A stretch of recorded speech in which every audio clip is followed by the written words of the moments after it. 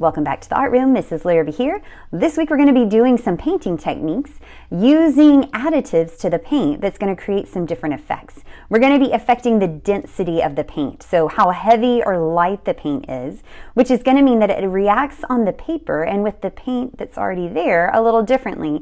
Our goal today is to create these kind of cells in the paint. By cell I mean these little sections, kind of look like a cell from biology class.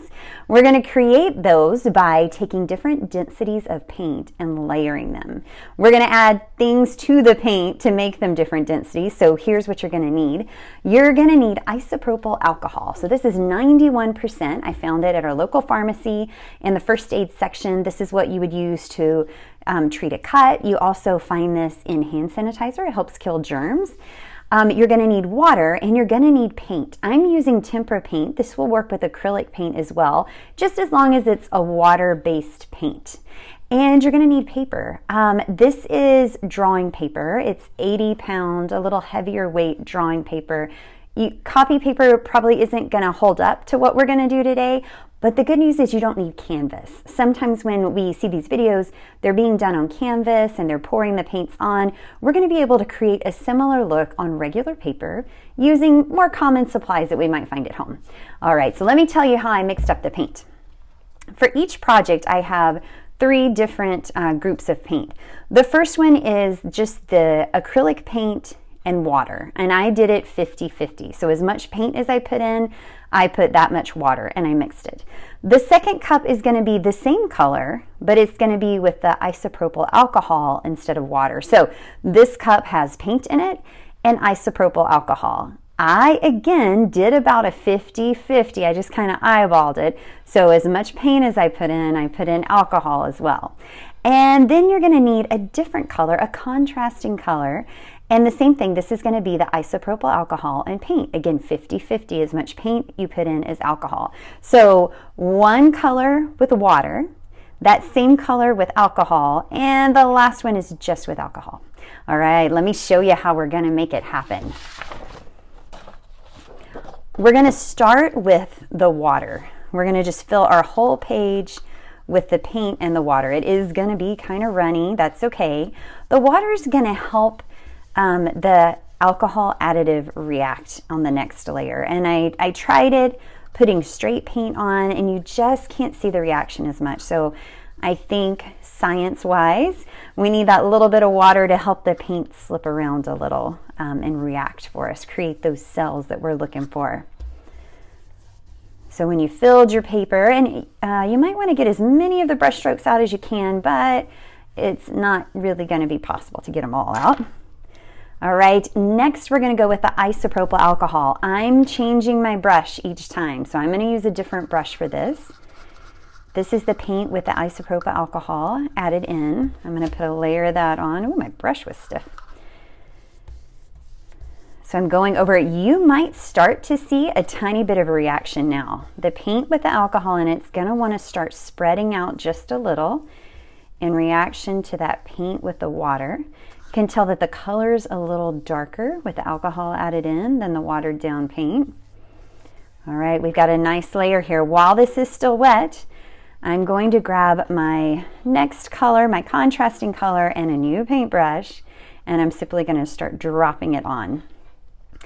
We don't want to fling our brush too much because it is going to go everywhere if we do. So notice that I'm keeping my brush pointed straight down towards my paper. Wherever my brush is pointed, that's where the paint's going to go.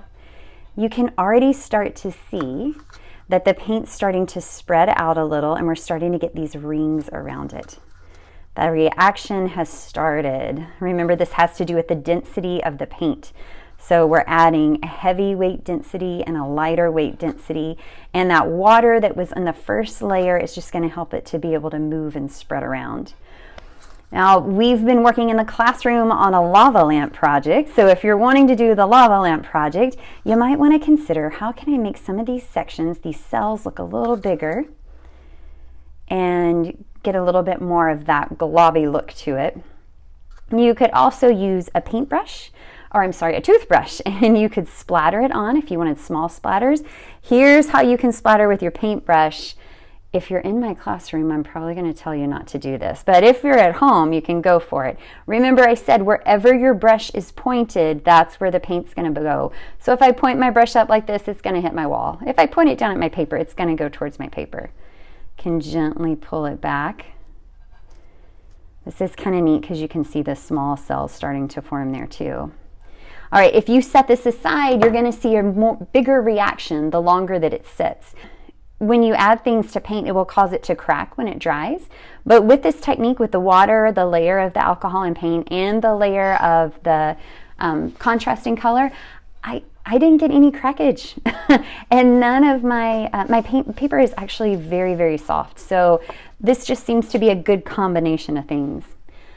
All right, this will have to dry, and you don't want to pick it up and move it around too much. So if you can lay it on a flat surface to dry, it's probably going to take it an hour and a half, 2 hours to get completely dry. We added a good bit of liquid to it. And when you come back, you might notice these colors are going to fade some. This still looks pretty dark, but it's going to continue to fade. It'll continue to spread just a little bit around the edges. You'll get a little bit more of those definitive cells. All right, let's try another color. This time I'm going to be using a different color. I'm going to do an orange and a red. So the first cup has paint and water, the second cup paint and alcohol, and the last cup paint and alcohol as well. We always need to start with the paint and water. So let's get this first layer on here. To be careful not to get the green that's still wet on the table mixed in. I do find that going with the lightest color first is going to give you your best look, but nothing says you can't try it with the darker color. That could look really neat. It's gonna, whatever color is on bottom, this base color, is going to show up where the cells start to form. So you're gonna see this color not just in the background, but then you're also gonna see it kind of right around the edges where you're starting to get that reaction. All right, so I'm going to start with my lightest color on the back. Remember, this is the paint and water. It's not going to lay down completely smooth. Grabbing a new brush, and I'm going to try next the paint that's been mixed with the isopropyl alcohol. Again, you might see a little reaction already. You might see the paint start to spread out a little. The second layer always seems to be a little darker than the first, which is kind of nice. Get a little more coverage. Maybe you can get rid of those lines just a little more too.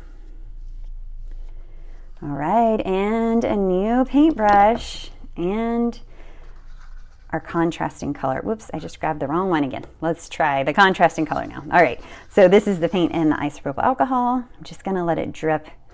Since it's so liquidy, it's pretty easy to drip on here. And it looks like this one's reacting even more quickly than the blue and green one is. Remember, these cells are going to continue to grow and get wider, so you don't want to put them too close together, but if you're trying to get that lava lamp look, then maybe letting a few of them bump into each other would be nice. And there you have it. Pretty simple, pretty quick. What a fun reaction we get to see on our paper. All right, thanks for joining me in the art room. I'll see you back here next time.